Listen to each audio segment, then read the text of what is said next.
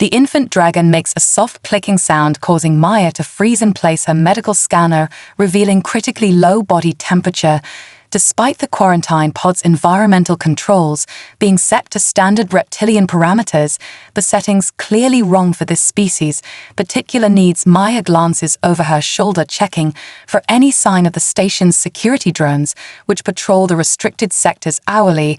According to her memorized schedule, she has approximately 20 minutes before the next sweep. The baby dragon's scales shimmer weakly under the harsh medical lighting, their natural luminescence fading, a sign of severe physiological distress that her xenobiology training immediately identifies as life-threatening. Maya accesses the station's database through her medical tablet, careful to route her search query through the general reference system.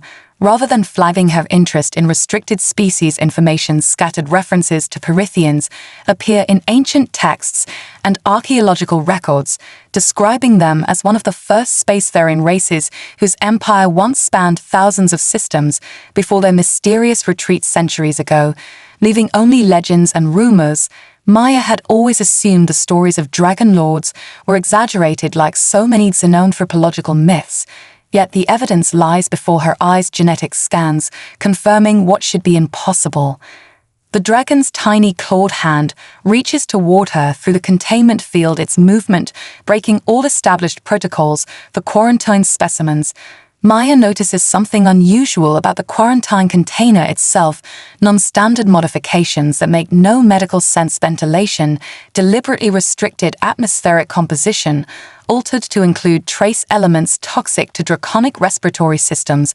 According to the limited data available, these adjustments seem designed not to keep the infant safe, but to ensure its slow deterioration without triggering immediate death protocols, subtle sabotage disguised as medical precaution.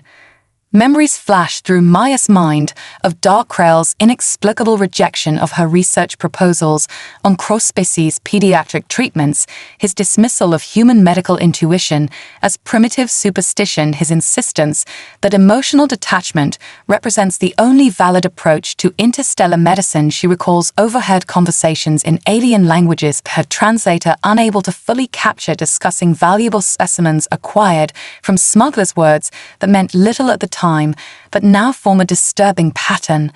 The baby dragon whimpers, a sound containing frequencies that bypass her conscious mind, triggering a nurturing response human mothers would recognize instantly. Maya feels her heart rate increase, her pupils dilate, her hands reaching toward the containment field before conscious thought can intervene. 5 years of perfect protocol adherence evaporating in an instant as something more primal and quintessentially human takes control, maternal instinct transcending species barriers. Station systems scan her biometric implant as she places her palm against the quarantine pod's access panel. Authorization theoretically impossible for her security clearance, yet somehow the system hesitates, recognizes her, identifies her as authorized medical personnel. Despite established protocols, the dragon's eyes widen, watching her with unmistakable intelligence beyond any non-sentient species, analyzing her actions with awareness that sends shivers down her spine. The security clearance unexpectedly grants access, indicator lights shifting from red to green, as though the station itself conspires to allow this forbidden interaction. Maya notices strange markings along the dragon's spine, configurations resembling star charts or navigation coordinates. Unlike natural biological patterns, a genetic heritage perhaps, or something deliberately inscribed. She recognizes symbols similar to ancient script discovered on human colonies, thought to predate human arrival in those systems. Connections forming in her mind between scattered archaeological findings and the living creature before her, pieces of a historical puzzle clicking into place. The dragon infant, potentially representing not just an endangered species, but a missing link in understanding galactic history. Alarms suddenly blare throughout the restricted section proximity warnings, indicating unscheduled inspection. Maya has seconds to decide, her entire career balanced against the dragon's labored breathing, the infant managing somehow to press its forehead against the inside of the containment field directly opposite her palm, an unmistakable gesture of connection that transcends species barriers. Time seems to slow as Maya makes the decision that will change not only her life, but the future relationship between humanity and the oldest spacefaring civilization in known space, her fingers already entering override codes. Maya swallows hard as the quarantine pod slides open, releasing a rush of stale air tinged with sulfur and mineral compounds unique to volcanic worlds. Her medical implant immediately flags atmospheric warnings, but she dismisses with practiced ease, her focus entirely on the weakened hatchling, whose scales have dulled from vibrant iridescence to a concerning ashen gray. The creature tries to lift its head at her approach, but lacks the strength to maintain even this simple movement. Years of emergency pediatric training take over as Maya gently slides her hands beneath the dragon's fragile form, feeling bones like hollow crystal beneath paper-thin skin, weighing no more than a premature human infant. Her medical tablet continuously scans the hatchling's vital signs, displaying cascading organ failure warnings alongside countdown timer showing barely 40 minutes before irreversible cellular damage occurs. Maya carefully transfers the infant dragon into a portable medical stasis unit designed for transporting critically ill alien dignitaries between facilities, the unit's adaptive environment immediately adjusting to provide optimal temperature and atmospheric conditions based on her xenobiological override commands, modified from theoretical research she had conducted in secret. During off hours, the baby dragon curls instinctively toward the heat source, tiny nostrils flaring. A specialized respirator delivers precisely calibrated oxygen-sulfur mixture. Security systems throughout the station continue normal operations, seemingly unaware of her unauthorized access. Maya realizes with growing unease that the disposal protocols have been deliberately kept off the main medical grid, isolated from standard oversight procedures, suggesting high-level authorization for what essentially amounts to execution of a sentient infant without trial or documentation. She downloads the incriminating records to her personal encrypted storage, wondering what leverage smugglers might have to warrant such irregular handling by station administration. The hatchling watches her every movement with unnerving awareness, intelligence shining behind eyes that shift color with changing emotions from worried amber to grateful gold. Navigating maintenance corridors, rarely used by medical staff, Maya carries the precious cargo towards Sublevel 3, where decommissioned research facilities remain fully equipped but disconnected from central monitoring systems, a legacy of budget cuts that eliminated xenozoology studies. Last cycle, her access card trembles in her hand as she approaches the final security checkpoint, knowing that crossing this threshold commits her irrevocably to her chosen course. The scanner hesitates longer than normal before flashing green. The door whispers open, revealing dusty equipment and powered-down systems untouched for months. Working swiftly, Maya brings essential systems online using emergency medical protocols that temporarily bypass authorization requirements, creating isolated power and environmental cells untraceable during standard energy consumption. Audits, her hands move with practiced efficiency, setting up monitoring equipment, calibrating treatment parameters, retrieving emergency nutrient solutions from her personal medical kit. Supplements she had developed for her own research. The dragon watches her with increasing alertness, responding to her calm, efficient movements with curious chirps that sound almost questioning. Maya accesses restricted xenobiological databases using academic credentials that predated her employment at the station, technically still valid though unauthorized for current use. Research papers documenting fragmented information about draconic species scattered across unrelated scientific journals, requiring her to synthesize protocols never before assembled in one treatment plan. The hatchling accepts the first carefully calculated nutrient solution, eagerly, thin-forked tongue wrapping around the feeding tube with surprising dexterity, tiny claws gripping her finger with unexpected strength. Hours compress into moments as Maya establishes baseline health parameters, modifies treatment protocols, observes immediate responses, adjusts accordingly, the satisfaction of proper medical care transcending rules, regulations, consequences, her training finally employed to its fullest extent, without artificial limitations imposed by bureaucratic species. Prejudice. The infant dragon responds dramatically to appropriate care scales, gradually brightening eyes, clearing breathing, deepening, as primary organ systems stabilize under her watchful attention. Somewhere in the station, Dark Krell surely notices her absence from scheduled rounds. But Maya finds herself strangely unconcerned, a calm certainty settling over her that saving this life matters more than anything else in her medical career. The makeshift incubator glows with soft amber light, mimicking the spectrum of binary star systems mentioned in ancient Perithian habitat records. Maya adjusts the mineral composition of the atmospheric mixture, adding trace elements of selenium and chromium compounds that her research suggests promotes scale health in silicon-based reptilians. The baby dragon responds almost immediately, tiny body stretching in obvious relief as biochemical processes, long suppressed by improper care, begin functioning normally, scales brightening to reveal intricate patterns that seem to shift and change with its breathing rhythms, forming what appears to be star constellations or perhaps navigation charts.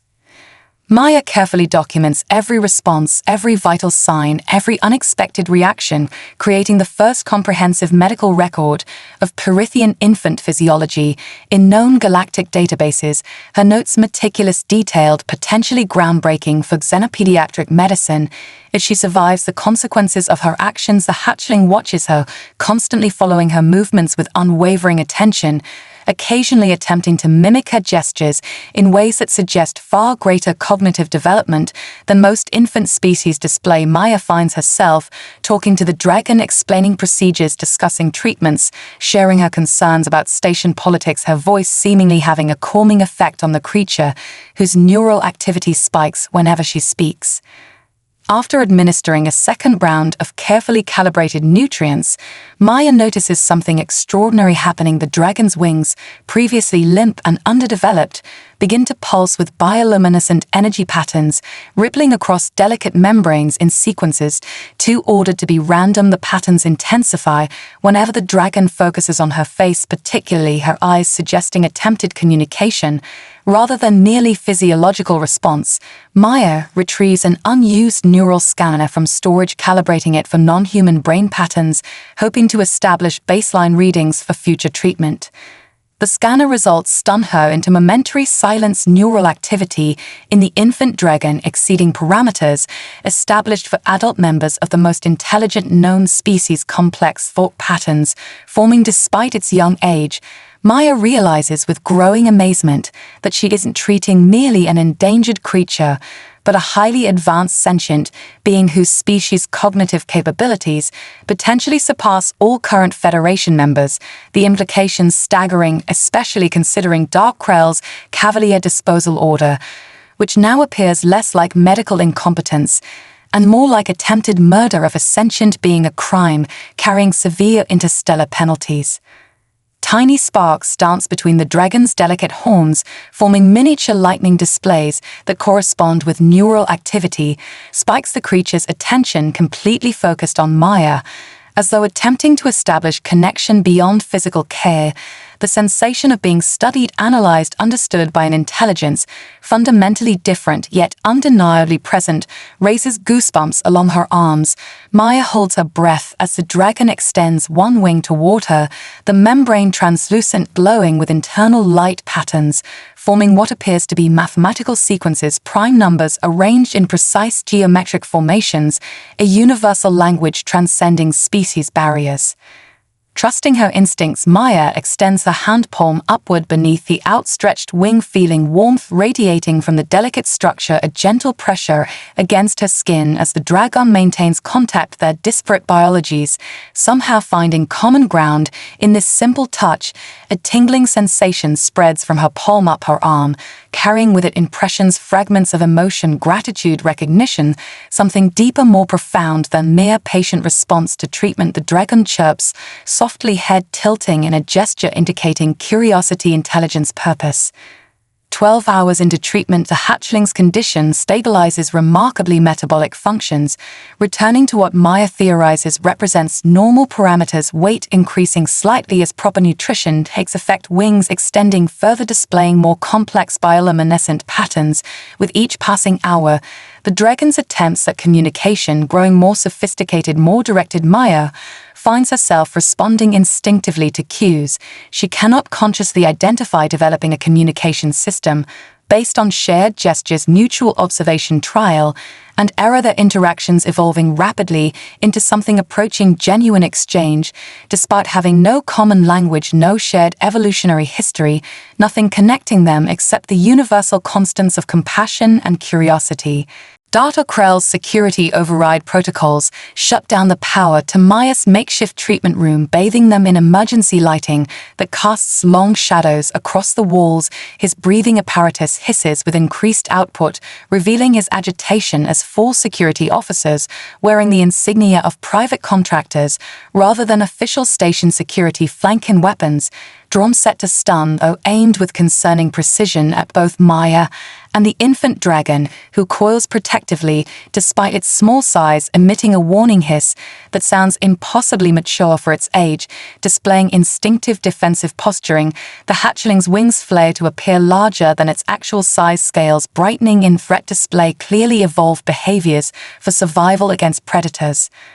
Maya positions herself between the weapons and her patient maternal protective instincts, fully engaged, despite knowing the futility of resistance against armed officers. Her medical scanner shows the dragon's stress hormones spiking dangerously, heart rate accelerating beyond safe parameters for its weakened condition. Dark Krell signals the officers to hold position as he steps forward, all 3 eyes blinking in different patterns, indicating extreme emotional states. His voice modulator struggles to translate. "You have interfered with matters beyond your comprehension." Human medical assistant Williams, jeopardizing interspecies relations and station security protocols for what are feeling a hunch, primitive emotional response, exactly why humans remain unsuited for advanced medical practice. Official station records appear on every display screen in the room, showing falsified medical data, claiming the dragon carries 11 contagious pathogens, each meticulously documented with supporting evidence, obvious fabrications to anyone with xenobiology training, but convincing enough for administrative review boards and legal authorities. Maya recognizes the handiwork of someone with access to highest-level medical systems, someone able to alter biological testing records, undetected, someone with Dark Krell's security clearance. The hatchling dragon, somehow sensing the deception, chirps, angrily attempting to communicate through increasingly complex wing patterns that Maya has begun to interpret as emotional expressions. Dark Krell signals, and 2 officers move forward with restraint equipment designed for human prisoners, their expressions unreadable behind environmental masks. Maya notices none of her alien colleagues have been summoned to witness this confrontation. No official station security present, only private contractors whose identification badges show unusual encryption, suggesting specialized status beyond normal station hierarchy. The implications clear: this operation intended to remain off official records, the dragon infant to disappear without documentation. Maya herself, likely facing similar fate, her knowledge of Perithian physiology suddenly making her extremely dangerous to whatever conspiracy unfolds around her. You are hereby stripped of all medical credentials, charged with violations of quarantine protocols, unauthorized access to restricted biological specimens, and theft of Federation property. Dark Krell announces, his third eye fixed unnervingly on the dragon, rather than Maya, his voice carrying satisfaction bordering on pleasure at her downfall. The security officers move with practiced efficiency, securing her hands behind her back. Medical tablet, confiscated, all data immediately encrypted and transferred to Dark Krell's personal systems.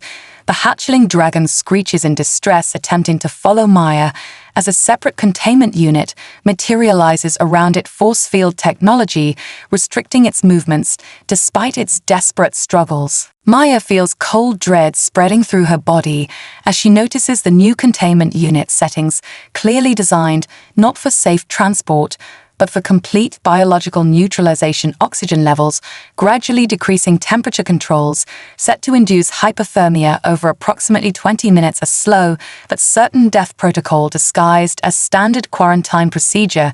Her attempts to warn the security officers met with indifference, their training clearly, including instructions to ignore prisoner statements. The dragon's distress calls grow more frantic, more purposeful, somehow carrying harmonic frequencies that make the station's ambient lighting flicker, momentarily, systems experiencing millisecond disruptions that nobody except Maya seems to notice. One security officer, the youngest-looking human among them, hesitates briefly, eyes meeting Maya's, with something resembling uncertainty, his gaze shifting between her face, the dragon, and Dark Krell's, increasing the agitated movements. The officer steps slightly closer to Maya, whispering something barely audible about strange transmissions being detected, approach vector, unknown origins, unregistered, before Dark Krell's sharp command forces him back into formation. Maya feels unexpected hope looming beneath her professional despair, something beyond station politics, beyond Federation regulations, perhaps even beyond known space itself, responding to the desperate situation unfolding in this forgotten corner of a medical station, where a human nurse dared defy orders to save an infant creature of legend. The massive Pyrithian vessel hovers impossibly close to the station, defying known physics, as it maintains perfect position without standard stabilizers. Its hull, composed of what appears to be living metal, constantly shifting, reforming, adapting to nearby space debris and radiation patterns. Sensor readings fluctuate wildly as station systems struggle to categorize technology, clearly millennia beyond current Federation capabilities. Strange energy signatures emanate from spiral formations along the ship's exterior patterns. Maya recognizes with shock as matching exactly the bioluminescent displays produced by the infant dragon's wings during their communication attempts.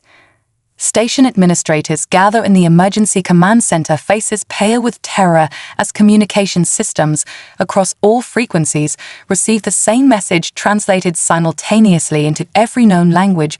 "We know what you have done," the simple phrase, carrying unmistakable threat, delivered with cold precision, repeating on endless loop as station defenses activate automatically, only to power down seconds later, overridden by unknown protocols. The Pyrithian vessel, extending what appears to be sensory apparatus directly toward detention level 4, where Maya sits handcuffed to an interrogation table, the baby dragon now secured in a separate facility 2 decks below her location. Dark Krell rushes into the command center, respiratory apparatus working overtime, processing air as stress hormones flood his system, his third eye dilated to maximum size, indicating extreme fear as he demands immediate evacuation protocols, communication with sector headquarters. Emergency destruction of all restricted specimens. Security footage shows dozens of staff members abandoning posts, rushing toward escape pods. Despite lockdown orders, the station AI announcing system compromises on multiple levels, unprecedented access to secure databases occurring simultaneously across all sectors, strange symbols appearing on every display screen, ancient script not seen in known space for centuries. The young human security officer who had whispered warning to Maya suddenly appears at her detention cell door, override codes flashing across the entry panel, his expression grim, determined as force field barriers deactivate. He speaks quickly, urgently, something big approaching, coming straight for us, docked on the restricted side, huge, not registered with any known species classification. Got orders to move you immediately. Maya reads between his words, understanding this represents her one chance at survival, at preventing whatever catastrophe. Dark Krell seems determined to trigger. The officer helps her to her feet, removing restraints with surprising gentleness. "They need you to fix whatever this is above my pay grade. But those dragons don't look like they're here for negotiations." Alarms blare throughout every corridor. Environmental systems fluctuate wildly, temperature rising, falling, rising again, as though something external exerts influence over core station functions. Security barriers between sections activating-deactivating in seemingly random patterns, creating chaos among fleeing personnel. Maya follows the young officer through maintenance tunnels, his security clearance somehow overriding lockdowns that should prevent all movement. Her mind racing to understand how Perithians could possibly know about the infant dragon, how they tracked it across vast distances, what connection explains the matching energy patterns between infant and massive vessel. They emerge near docking bay 12, rarely used for commercial vessels, reserved primarily for diplomatic functions. Maya gasps as she sees through viewport windows the true scale of the Perithian ship, extending beyond visual range. Its surface now glowing with intensifying patterns, creating geometric forms that seem to bend space itself around the vessel station. Gravity suddenly shifts, compensating for unexplained spatial distortions. Artificial atmosphere growing thinner, denser, thinner again as environmental systems struggle against external influence. The young officer whispers, "Check the vital signs monitoring channel," as he hands Maya a communication device showing medical readouts she instantly recognizes belonging to the infant dragon, its life signs weakening under improper containment protocols. Dark Krell's final revenge apparent in steadily declining vital functions. A deafening sound reverberates through the station, metal bulkheads vibrating at resonant frequency, painful to human hearing, but somehow carrying meaning. Maya inexplicably understands. Where is our child? The demand unmistakable. Despite having no discernible words, the officer looks to her with desperate hope. Station administrators clearly having connected her to the current crisis, their frantic communications echoing through emergency channels, requesting her immediate transportation to command center. The entire massive station shudders as docking mechanisms engage against all security protocols, against all physical possibilities, the Perithian vessel creating its own entry point through technologies beyond Federation understanding. Maya straightens her shoulders. Medical training asserting itself amid chaos, her priority clear, regardless of consequences: save the infant dragon, prevent interspecies conflict. Her human compassion, perhaps the only hope for preventing catastrophe. The temperature in the docking bay rises to nearly unbearable levels for human physiology. Steam rising from exposed metal surfaces as atmospheric composition shifts to accommodate the approaching Perithians. Maya feels sweat beading across her skin, evaporating almost instantly in the superheated air. Her uniform medical sensors flashing warnings about environmental hazards that she dismisses with practiced ease. Her attention fixed entirely on the massive airlock doors, now glowing with heat from the other side. Station security forces line the walls, weapons drawn, yet visibly trembling faces betraying their understanding of complete tactical disadvantage against beings whose technology renders standard defenses meaningless. The airlock opens without standard decompression protocols, somehow maintaining atmospheric integrity despite bypassing all safety measures. 7 towering Perithians step through the opening, their scaled bodies radiating heat, visible as rippling air currents surrounding their massive forms, each standing nearly 9 feet tall with wings partially extended in what Maya recognizes as formal diplomatic posture rather than aggressive display, their armor shifting like liquid mercury across muscular forms, yet chiming with crystalline tones with each movement, creating music that seems to affect the station's lighting system's harmonics that interact with artificial gravity in ways suggesting technological compatibility despite centuries of separation. Empress Vyloria moves with impossible grace for her size, each step deliberate, precise, carrying ancient dignity, power restrained rather than flaunted. Her horns forming an elaborate crown structure that appears ceremonial, yet Maya notices contains embedded technology beyond anything in Federation databases. Tiny lights pulsing within crystalline formations, creating patterns matching exactly those displayed by the infant dragon during their communication attempts. The Empress' eyes contain depth, suggesting vast intelligence, ancient wisdom, experiences spanning centuries, her gaze fixing upon Maya with such intensity, such focus, that all others in the room seem to fade into insignificance. Your mind carries impressions of our child, the Empress states, rather than asks, a voice bypassing standard auditory processing, somehow forming directly in Maya's thoughts without translation technology. We felt his awakening after centuries of dormancy, his first conscious connection established not with his own kind, but with you, human healer. The Empress steps closer, her massive form dwarfing Maya, yet her movements display careful restraint, awareness of her strength compared to human fragility. The station security forces raise weapons, nervously only to find them instantly transformed into non-reactive material weapons, becoming effectively ornamental, their technology simply negated by Perithian presence. Maya struggles to maintain composure as the Empress extends one clawed hand, golden scales, catching light, refracting it into complex patterns, the universal translator module attached to Maya's uniform unable to process the multiple layers of communication occurring simultaneously through sound, light, electromagnetic pulses, the Empress seemingly communicating on several levels at once.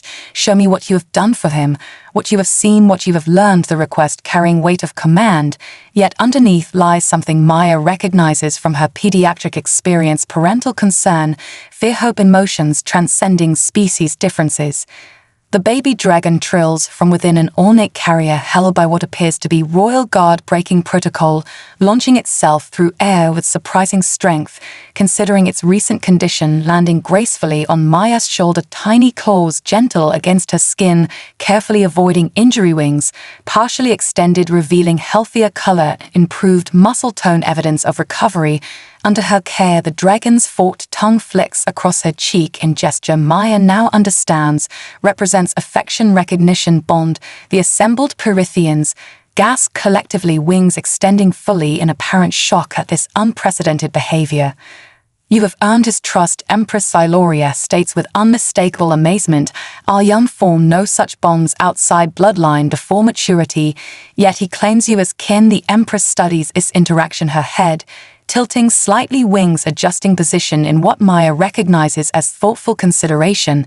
The station's gravity fluctuates momentarily, as though responding to the Empress' emotional state. You risk everything for a creature unknown to you, whose species once brought devastation to human colonies, whose empire held dominion over thousands of systems, including your ancestral world, whose technology could obliterate your species with minimal effort. What compelled such action? Human. The question hangs in superheated air, Maya feeling weight of civilizations, balance resting upon her answer. Maya stands tall despite overwhelming physical presence of the Perithian delegation, her voice steady as medical data streams across hovering displays, showing treatment protocols. She developed nutritional formulas. She created environmental modifications. She implemented the baby dragon chirping confirmations from her shoulder, occasionally adding wing displays that somehow integrate with the data presentations, enhancing, explaining, expanding upon information in ways technology alone cannot achieve. Maya speaks from her heart, her words carrying weight of absolute conviction. I saw a patient who needed help, nothing more, nothing less. My oath as a healer recognizes no borders, no species limitations, no political considerations. The infant was suffering, and I had the knowledge to help. That is the entirety of my decision process, she explains, her voice gaining strength as she continues sharing detailed observations about incorrect quarantine parameters, deliberate modifications to environmental controls that would ensure slow deterioration rather than recovery, evidence suggesting intentional harm rather than medical incompetence. Empress Siloria gestures with one massive clawed hand, data displays, expanding, reforming, showing larger context, historical records, Federation communications, classified messages that Maya should have no access to, records revealing systematic suppression of information about Perithian species, deliberate misinformation campaigns, spanning centuries. The Empress voice resonates through the chamber. You acted without knowledge that the hatchling you saved carries unique genetic markers, thought lost during the Great Diaspora, when our kind scattered across galaxies, fleeing enemies whose names have faded from memory. The displays shift, showing genetic sequencing Maya recognizes as belonging to the infant dragon, compared against other samples, revealing distinctive patterns, unique combinations that apparently hold tremendous significance for Pleirithian future. The Empress continues: this hatchling, conceived after centuries of genetic research, represents our species' last hope of reclaiming abilities lost during generations of exile, abilities that once allowed us to navigate dimensional boundaries, communicate across vast distances, maintain harmony between disparate civilizations. Technologies your Federation calls impossible, yet once formed the foundation of peaceful coexistence among thousands of species. Maya listens with growing astonishment as the Empress reveals complex political machinations spanning centuries, galactic powers seeking to prevent Pleirithian resurgence, fears among established species that ancient dragon lords might reclaim positions of influence held before recorded history. Krell's species as Ontarians, particularly invested in maintaining Pleirithian decline, having once served as unwilling vassals in early galactic history. The deliberate attempted murder of the royal hatchling representing culmination of centuries-old vendetta rather than simple medical negligence. The baby dragon spreads his wings, displaying increasingly complex patterns that cause monitoring systems throughout the room to respond energy signatures, harmonizing with ship systems with station technology, with Pleirithian armor, creating multidimensional displays that Maya somehow understands despite having no formal training in such communications. The Empress watches with evident pride, growing wonder, as the infant demonstrates abilities previously thought impossible at such young age, abilities accelerated through interaction with human consciousness, human compassion, human neurology, the unexpected catalytic effect of cross-species empathy. Empress Siloria fixes golden eyes upon Maya. "You unknowingly prevented war, Nurse Williams," she states with sullen gravity. Had this hatchling died beneath Zontarian hands, had his genetic potential been extinguished, had his final moments registered suffering, rather than care, the response would have been extinction-level events across 16 systems, including Earth, your homeworld. The Empress extends one massive hand palm upward, scales gleaming beneath artificial lighting. A long-range sensors detected consciousness, awakening consciousness, connecting with unfamiliar mind, consciousness learning, growing through unexpected bond with human caregiver. We arrived expecting to recover, remains prepared for vengeance. Instead, we found our future, our hope, alive, thriving, bonded with human healer, who acted without knowledge, without expectation, without hope of reward. The implications settle over Maya like physical weight, understanding, dawning that her simple act of medical compassion prevented catastrophe beyond imagination. The Empress' voice softens, somehow becoming simultaneously more intimate, yet carrying greater authority. Our memories span millennia, Nurse Williams, yet in all our recorded history, no non-Pleirithian has successfully treated royal hatchling. None has established empathic connection, none has earned draconic trust. Without decades of dedicated effort, you achieved all three through simple compassion, through professional dedication, through treating patient regardless of species politics consequences. The Dragon Prince chirps agreement wings, creating mathematical patterns that translate emotions into universal language. Station administrators and security personnel gather in the Central Assembly Hall, summoned by protocols overriding all authority structures. Dark Krell struggles against restraints that appear decorative, yet prove unbreakable, his respiratory apparatus working overtime as stress hormones flood his system, all three eyes dilated to maximum capacity, clear indication of terror as Empress Siloria towers over him, scales radiating heat that causes monitoring systems to issue proximity warnings. The baby dragon prince, observing proceedings from position of honor upon Maya's shoulder, occasionally emitting small puffs of smoke that form complex patterns in the air, patterns Maya now recognizes as expressions of judicial concepts, ancient laws, vengeance, balance, restoration. By authority vested in the draconic throne established before your species achieved sentience, recognized by Galactic Council predating Federation formation, binding upon all inhabited systems, I invoke ancient judgment. The Empress voice carries harmonics that cause station lighting to pulse in synchronization, her wings extended to full impressive span, creating shadow patterns across the assembly that seem to move with purpose, with intent, with consciousness of their own. The display, triggering primal fear responses in all non-Perithian observers, triggering recognition of predator status long suppressed in civilized interactions. Holographic evidence materializes throughout the chamber, showing comprehensive timeline of conspiracy station, logs communications between Dark Krell and smugglers' financial transactions, revealing corruption, bribery, coordinated suppression of information, modifications to quarantine protocols specifically designed to eliminate evidence of criminal activity. The Empress clawed hand gestures, casually screens shifting, merging, dividing, showing hundreds of similar cases, spanning decades, systematic targeting of species, considered threats to established power structures, corruption extending far beyond single doctor, single station, single incident. Dark Krell finds voice despite terror, his translator struggling to convert rapidly spoken defense into understandable language.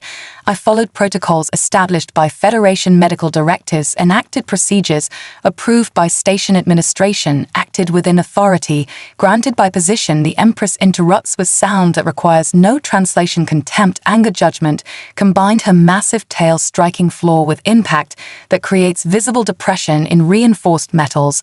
When protocol demands death of innocent, when authority grants permission for murder, when position allows execution without trial, the fault lies not merely with instrument, but with system that permits such actions. Recordings display Dark Krell's actions, private conversations, revealing deliberate falsification of medical data, intentional misdiagnosis statements, indicating knowledge of hatchlings' royal status, boasting about opportunity to eliminate Perithian genetic line. Without consequences, the evidence overwhelming, irrefutable, damning, beyond any possible defense. The Empress addresses assembled Federation representatives. Your medical protocols permitted execution of royal hair without notification, without representation, without verification. Your security systems failed to identify intentional homicide. Your administrative structures protected perpetrators rather than victims. A time for reform arrives not through request, but through requirement. Maya watches in awe as Empress Siloria pronounces judgment not merely upon individuals, but upon entire systems of governance. Her authority, clearly absolute, unquestioned by even highest-ranking Federation officials.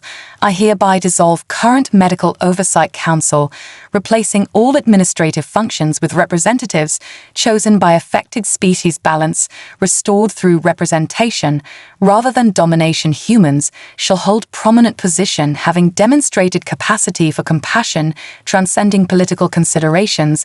The baby dragon prince chirps, agreement wings, displaying patterns that somehow enhance the Empress declarations, adding weight, authority, connection to ancient principles. Station systems respond immediately to royal commands, security protocols, administrative access, communication channels, reconfiguring, recognizing authority, predating their own programming, overriding failsafes designed to prevent external control. Dark Krell collapses under weight of judgment, under realization that centuries of careful manipulation have failed spectacularly, under certainty of consequences beyond imagination. The Empress turns attention fully to Maya, who stands straight despite exhaustion, despite overwhelming events, despite awareness that galactic politics has forever changed through her simple act of medical compassion. Human nurse Maya Williams, but ancient law, predating Federation formation, predating human spaceflight, predating known recorded history, one who saves royal life becomes bound through life-debt connection. Transcending politics, transcending species, transcending death itself.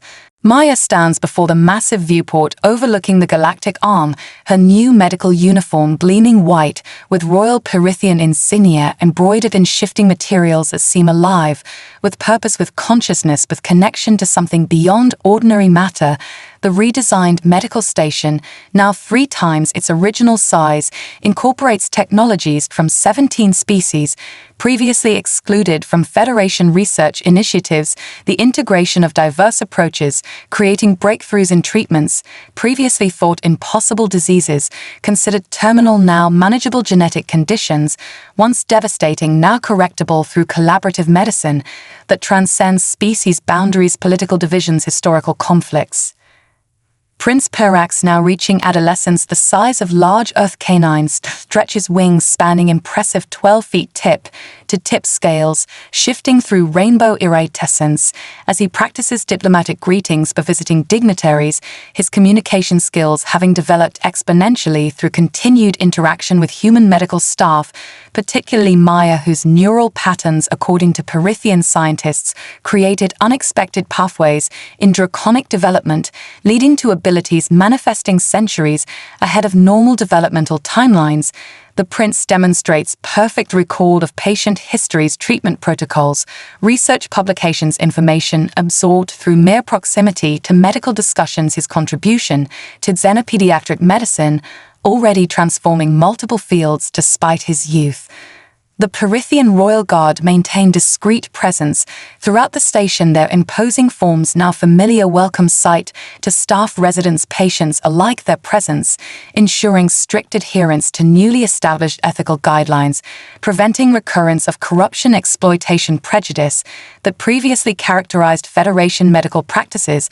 Maya watches with satisfaction as teams of human nurses work alongside representatives from 87 species, previously considered incompatible, each bringing unique perspectives, approaches, methodologies to collaborative treatment models. Her teaching innovations having established new standards for medical education throughout explored space.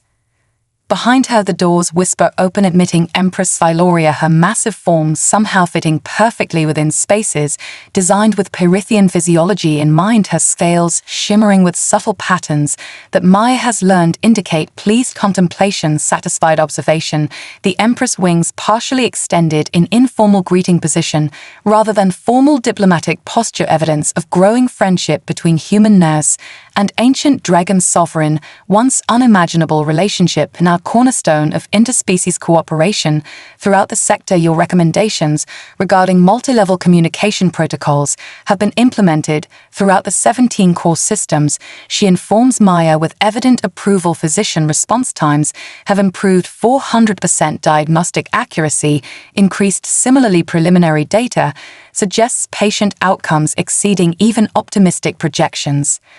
Maya smiles, remembering her early days at station, the isolation, prejudice, limitations placed upon human medical staff, the restricted information, the artificial barriers between species, all dissolved through crisis transformation opportunity created through simple act of compassion.